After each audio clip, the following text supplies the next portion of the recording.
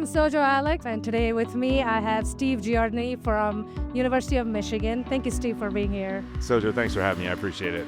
Hey, I do have one question for you, but before we start, can you tell me a little bit about your campus and your dining program? Sure. We are a very large and geographically dispersed campus. We have 31 kitchens and buildings we operate in, and a team of over 500 full-time staff and another 13 or 1,400 students. So lots of things always happening on campus on our end. That's excellent.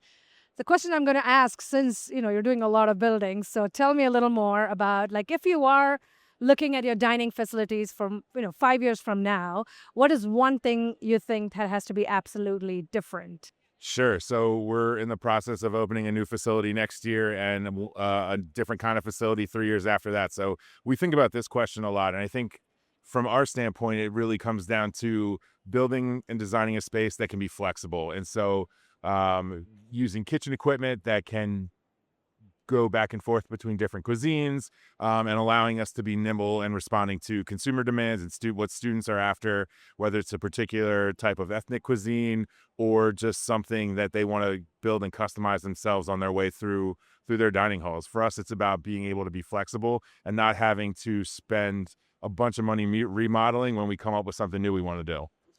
And you have not just a lot of dining halls on campus, but you also have retail. So how do you manage the flexibility in both? Do you balance out what you have in retail versus residential? They're the same, but they're different, right? And so from our standpoint, we don't do a lot of what we do in retail in our dining halls and vice versa.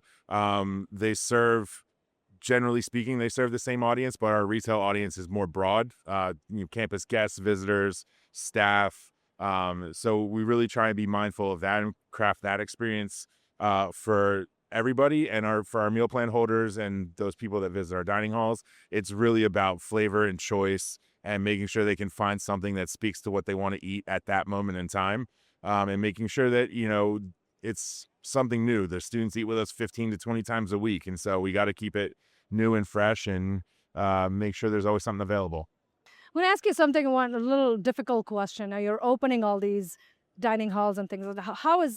How are you looking at from a labor perspective? Sure. Because that is the big question in everyone's mind. Yeah, it's the thing that keeps me up at night, that's for sure, as we open this new facility next year and finding 100 people to staff that on a permanent basis.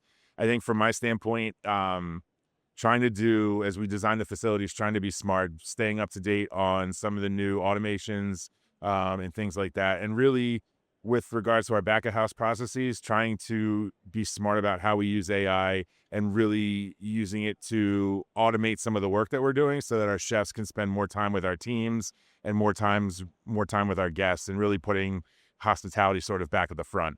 That's great. Well, Steve, this was fantastic. Thank you so much for being here and sharing your wisdom with us. I appreciate that, Sojo. Thanks for having me.